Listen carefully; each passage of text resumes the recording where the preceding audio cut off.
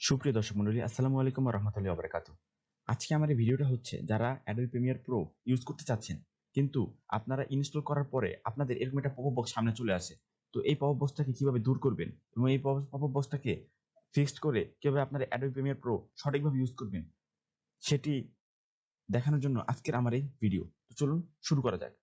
First of all, আপনারা যদি Adobe Premiere Pro open করেন তাহলে দেখবেন আপনার সামনে এরকম একটা ইন্টারফেস আসবে। ইন্টারফেস আসার পরে আমরা যদি কন্টিনিউ উইথ নন ইস্যু এখানে ক্লিক করি, তাহলে দেখবেন Adobe Premiere Pro টা ওপেন হবে।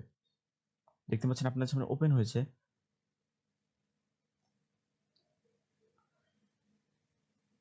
ওপেন হওয়ার পর আমরা যদি নিউ প্রজেক্ট দেন সবকিছু ডিফল্ট রেখেই আমরা ইয়েস দিই এবং দেখবেন আপনাদের সামনে Adobe Premiere Pro টা ওকে হচ্ছে, মানে ওপেন হচ্ছে, কিন্তু আপনার এখানে কিন্তু মানে যে সিস্টেম ইস্যু যে ফাউন্ডটা এটা কিন্তু থেকেই যাচ্ছে। তো এটা কিভাবে দূরীকরণ করবো সেটা আজকের এই ভিডিও। তো চলুন শুরু করা যাক। ফার্স্ট অফ অল আপনারা চলে যাবেন ডিভাইস ম্যানেজারে। এখানে আপনারা উইন্ডোর এখানে রাইট ক্লিক করে আপনারা যাবেন ডিভাইস ম্যানেজার। ডিভাইস ম্যানেজারে গিয়ে আপনারা এখান থেকে চলে যাবেন ডিসপ্লে অ্যাডাপ্টার। তো এখানে দেখতে পাচ্ছেন আমাদের এখানে গ্রাফিক্স কার্ড হচ্ছে দুইটা। একটা হচ্ছে আপনার মাদারবোর্ডে যেটা ডিফল্ট ভাবে দেওয়া থাকে, আর আরেকটা হচ্ছে NVIDIA GeForce যেটা আলাদাভাবে লাগানো হয়েছে। তো আমরা এইচডি যেটা গ্রাফিক্স এটাতে আমরা ক্লিক করব এবং আপডেট ড্রাইভার এখানে ক্লিক করব। ক্লিক করার পর আপনারা এখানে যাবেন browse my computer for drivers, এখানে ক্লিক করবেন। করার পর আপনারা যাবেন let me pick from a list, এটাতে ক্লিক করবেন। ক্লিক করার পর আপনারা এখান থেকে টিকমার্কটা উঠিয়ে দিবেন।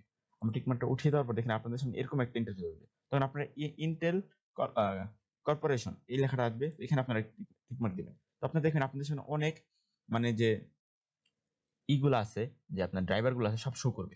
তো এখানে ইন্টেল এইচডি গ্রাফিক্স ভার্সন আপনার এখানে এই ভার্সন আছে, এইচডি গ্রাফিক্স এই ভার্সন আছে 4400 ভার্সন। তো আপনারা কি করবেন, এই যে ইন্টেল এইচডি গ্রাফিক্স 4400 4500 যা আছে এগুলো একটাও আপনার মানে ড্রাইভার আপডেট করবেন না। আপনারা করবেন কি, এই যে এগুলা যেগুলো আপনার শুধু 10 18 15 42 56 এগুলো আপনারা এইসব ড্রাইভারগুলো আপনারা ইউজ করবেন। ঠিক আছে, তো আমরা এখানে ক্লিক করতেছি। এর পাশে কিন্তু কোনো 4400 5200 সেগুলো কিন্তু কিচ্ছু নাই। ঠিক আছে, এগুলো আমরা সিলেক্ট করে আমরা নেক্সট দিব। নেক্সট দেওয়ার পর এখানে আমরা কি ইনস্টল করতে চাই কিনা এই ড্রাইভারটা, আমরা হ্যাঁ ইনস্টল করতে চাই, ইয়েস। তো ইনস্টলিং ড্রাইভারস হচ্ছে একটু অপেক্ষা করতে হবে।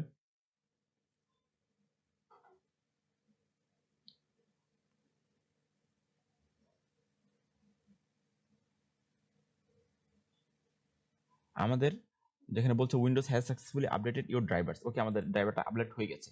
এখন আমরা দেখতে পাচ্ছি আমাদের এখানে যে লেখাটা হচ্ছে ইন্টেল আর এইচডি গ্রাফিক্স, পাশে কোনো ভার্সন নেই, কিচ্ছু নেই, 4400 4500 এর কিচ্ছু কিন্তু লেখা নাই।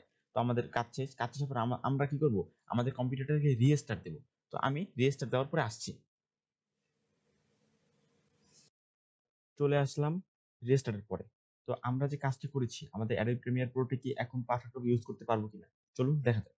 আমরা Adobe Premiere Pro টি ওপেন করছি। দেখুন এখানে কিন্তু সিস্টেম কম্প্যাটিবিলিটির অবস্থা নেই।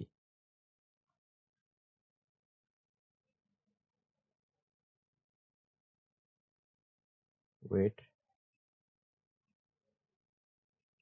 আমরা নিউ প্রজেক্টে যা ডিফল্ট হবে তাই আমরা রিওপেন করছি। দেখুন এখানে কিন্তু আমাদের যে সিস্টেম কম্প্যাটিবিলিটি যে মেসেজটা শো করতে এখানে কিন্তু নেই। তার মানে এখান থেকে বোঝা যায় যে আমরা এখন পারফেক্ট ভাবে Adobe Premiere Pro টি ইউজ করতে পারবো। যারা আমার এই ভিডিওটি সম্পূর্ণ দেখেন তাদেরকে অসংখ্য ধন্যবাদ এবং অবশ্যই আমার চ্যানেলটি সাবস্ক্রাইব করতে ভুলবেন না। ধন্যবাদ সবাইকে।